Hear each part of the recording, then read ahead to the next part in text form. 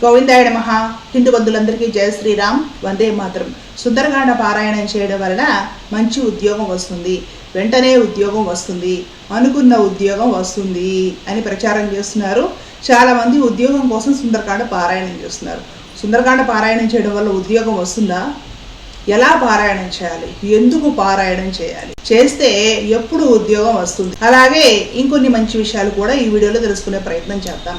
వాల్మీకి రామాయణమే ఒక సంపూర్ణ వ్యక్తిత్వ వికాస గ్రంథం. రామాయణము చూసి చదివి నేర్చుకొని ఒక మనిషి తన వ్యక్తిత్వాన్ని రూపుదిద్దుకొని రామచంద్రుడిలా తయారవచ్చు, ఒక మచ్చలేని మనిషిలా బ్రతకవచ్చు. అందులో అంతర్భాగమే సుందరకాండ కూడా. సుందరకాండ అనేది కంప్లీట్గా ఒక మేనేజ్మెంట్ స్కిల్స్కు సంబంధించిన గ్రంథం అండి. దానిలో గొప్పగా లక్ష్యాన్ని ఎలా రీచ్ అవ్వాలి, నీవు కోరుకున్న గమ్యాన్ని అసలు ఎలా చేరాలి, దారిలో ఉన్న అడ్డంకులు నీకు నీవుగా పరిష్కరించుకొని ఎలా అధిగమించాలి. ఎన్నిసార్లు పని చేసినా కూడా ఫెయిల్ అవుతూ వస్తుంది. కనీసం నీ కష్టము పంచుకోవడానికి కూడా ఎవరు లేరు. ప్రతిసారి నిరాశ, సక్సెస్ అనేది లేదు. ఎంత ప్రయత్నం చేసినా కూడా సక్సెస్ అవ్వడం లేదు. ఏం చేద్దాం? విసుగు చెంది మనస్తాపం చెంది ఆత్మహత్య చేసుకుందామా? నాకే ఎందుకు ఇలా అవుతుంది, మిగతా అందరూ బాగుంటున్నారు, నేనే ఎందుకు చేయలేకపోతున్నాను, నాకే ఎందుకు ఇన్ని అడ్డంకులు వస్తున్నాయి, ఇలాంటి రకరకాల సమస్యలతో ముఖ్యంగా యువత, అలాగే కాస్త నడి వయసు వాళ్ళు కూడా బాధపడుతూ ఉంటారు. వాళ్ళందరికీ కూడా సుందరకాండ చక్కటి పరిష్కారం చూపిస్తుంది.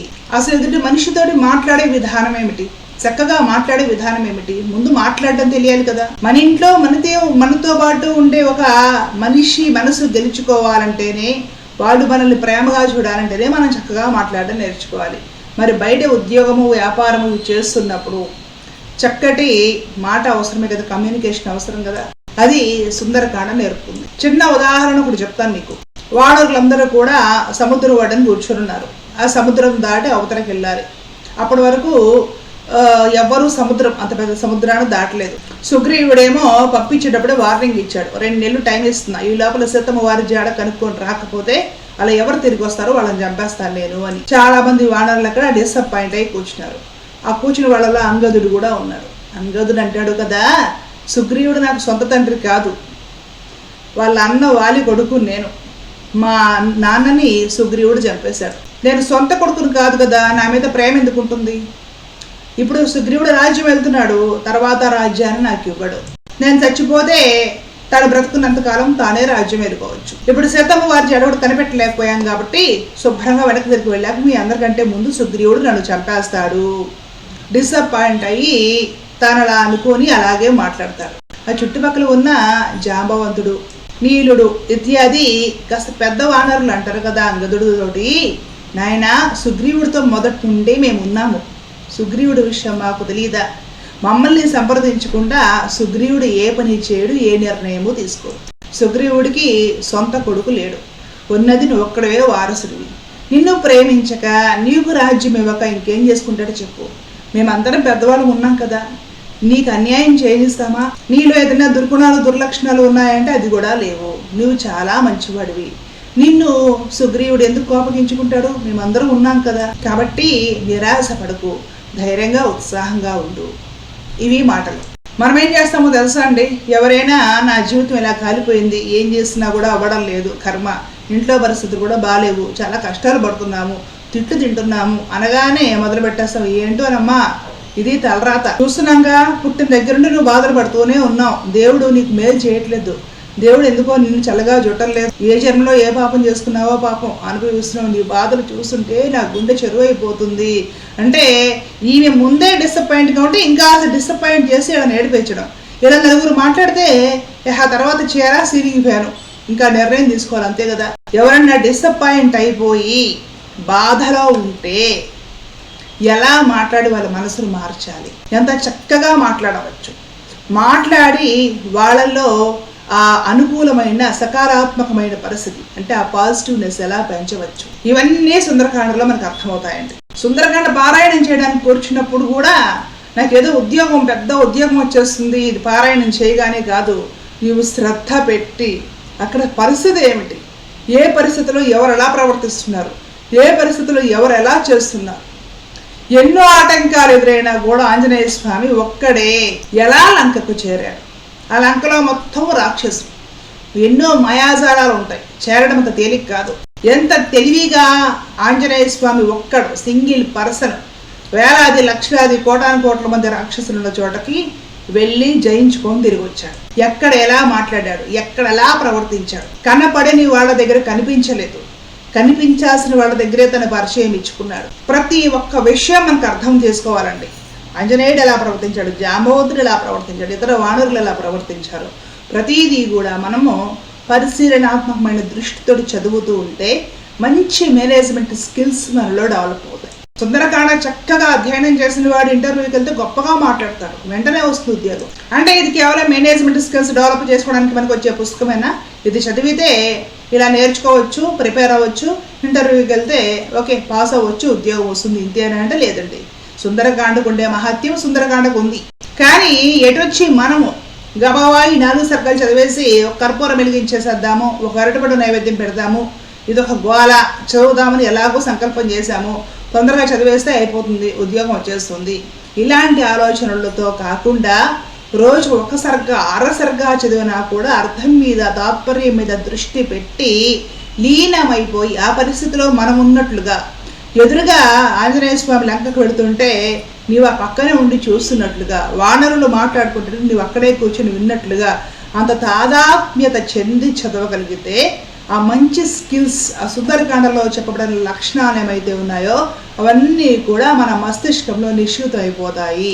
మంచి ఆలోచనలు, మంచి అలవాట్లు డెవలప్ అవుతాయి. పనిచేసే సామర్థ్యాలు పెంచుకోగలుగుతాం. దాంతో పాటుగా మహత్వం ఎలాగో మహత్వమే, రామాయణమే మహత్వము, సుందరకాండ మహత్వము. మీరు వీటి మీద దృష్టి పెట్టకుండా మామూలుగా చదివేసేసి పారాయణం పూర్తి చేసినా కూడా మీకు ఎలాగో ఫలితం ఉంటుంది. ఫలితం ఉండదని కాదు, మంత్రపూతం అయిన అత్యంత మహత్వపూర్ణమైన గ్రంథం కాబట్టి చదివినప్పుడు ఎలాగో ఫలితాలు వస్తాయి. కానీ అర్థం మీద దృష్టి పెట్టి జాగ్రత్తగా పరిశీలించడం వల్ల, అధ్యయనం చేయడం వలన మంచి మేనేజ్మెంట్ స్కిల్స్ తోటి రాణించగలుగుతారు.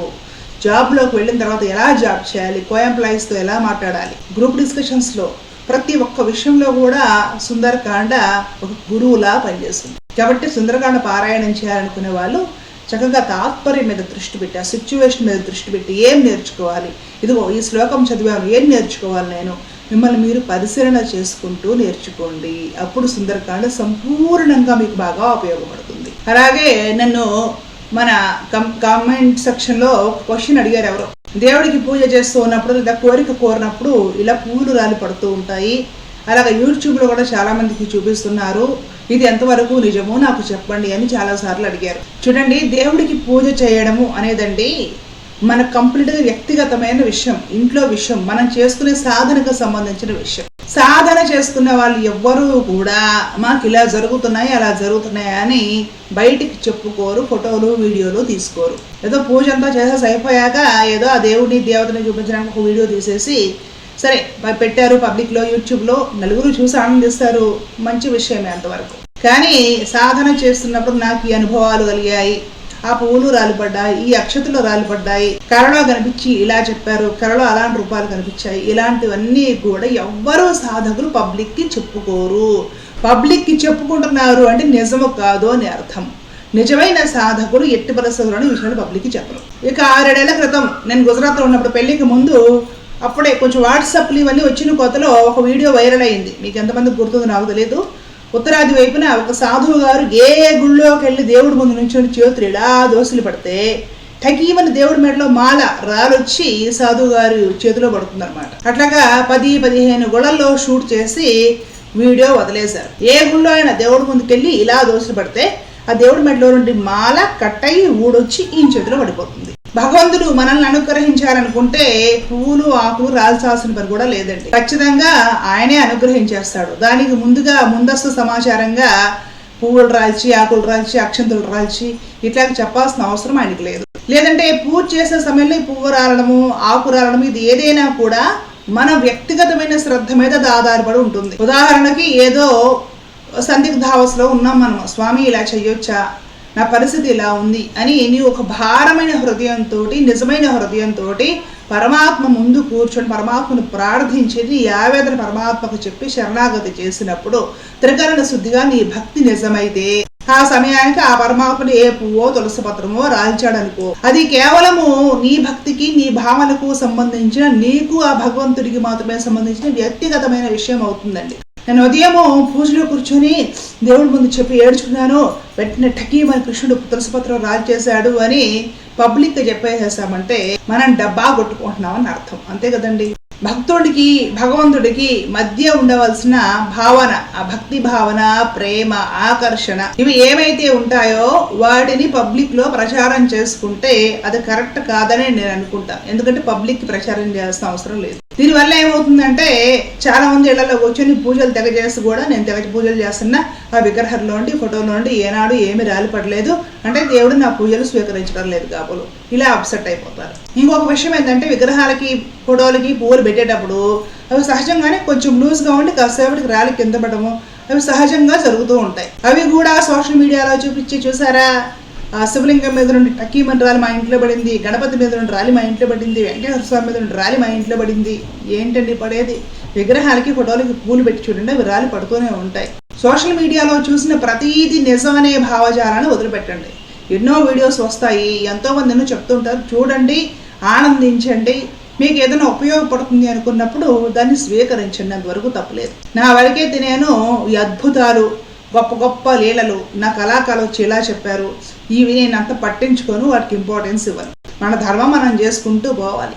భక్తి, పరమాత్మ పట్ల మనకున్న నిష్ట మన వ్యక్తిగతమైన విషయం. నేను గొప్ప కృష్ణ భక్తురాల్ని, మా ఇంట్లో కృష్ణుడు పువ్వులు రాజుతాడు, తులసి దళాలు రాజుతాడు, నాతో కల్లా కనపడి మాట్లాడతాడు, ప్రతి అనుభవం కూడా సోషల్ మీడియాలో చెప్పాల్సిన అవసరం లేదు, జనాలకి నమ్మాల్సిన అగత్యమూ లేదు. ఎవరి యథాశక్తి పూర్వం పెద్దవాళ్ళు ఎలా చేస్తున్నారో అలాగా మీ పూజలు మీరు చేసుకోండి, ప్రశాంతంగా ఉండండి. కుంకాలు, పసుపులు, పువ్వులు, వాగులు, ఇంకేమిటి భస్మాలు రాల్చడానికి కాదు భగవంతుడు ఉంది, నిన్ను ఉద్ధరించడానికి ఉన్నాడు ఆ స్వామి. నిన్ను ఆపదలో కాపాడతాడు, నీవు శరణాగతి చేస్తే నిన్ను ఖచ్చితంగా రక్షిస్తాడు, నీకు మోక్షం కూడా అనుగ్రహిస్తాడు. పరమాత్ముడు అక్కడ తయారుగా నిలబడి ఉన్నాడు. మనం ఎంతవరకు సాధన చేసి ఆ స్వామిని పొందడానికి మానవ జన్మ సద్వినియోగం చేసుకుంటాము అనేది మన మీద డిపెండ్ అయ్యి ఉంది. అంతవరకు ప్రయత్నం చేస్తే మంచి విషయం. అంతకు మించి అద్భుతాలు జరిగిపోయాయి. మా ఇంట్లో ఏవో పానకం తాగేస్తున్నాడు దేవుడు, పాలు తాగేస్తున్నాడు దేవుడు, పువ్వులు లాంచుతున్నాడు, ఆకులు లాంచుతున్నాడు, ఇలాగ ఎవరైనా సోషల్ మీడియాలో చెప్పారంటే నేనైతే నమ్మనండి. మీది మీ ఇష్టం, మీకు నమ్మకం అనిపిస్తే నమ్మండి. వ్యక్తిగతమైన విషయాలు, గోప్యంగా ఉండాల్సిన విషయాలు, పరమాత్మ నీ యందు చూపించిన అపారమైన కృపకు సంబంధించిన విషయాలు పెద్దవాళ్ళు ఎట్టి పరిస్థితుల్లో నోరు తెరిచి బయటకు చెప్పకూడదు అని చెప్తారు సాంప్రదాయంలో. నేను ఎప్పుడూ చెప్పుకోను. ఎవరైనా చెప్పుకుంటూ ఉంటారంటే వాళ్ళ ఇష్టం వాళ్ళు. అలాగే ప్రేక్షకులు కూడా మీకు నచ్చింది ఏదైనా ఉంటే తీసుకోండి, ప్రతిదీ గుడ్డిగా నమ్మాల్సిన అవసరం లేదు. ఈ వీడియో మీకు ఉపయోగపడుతుందని భావిస్తున్నాను. అలాగే మీ సందేహాలు ఏమైనా ఉంటే దయచేసి కామెంట్ సెక్షన్లో తెలియజేయండి. లోకా సమస్త సుఖనభవంతు. జై శ్రీరామ్, జై భారత్, జై హింద్. కృష్ణ అర్పణ.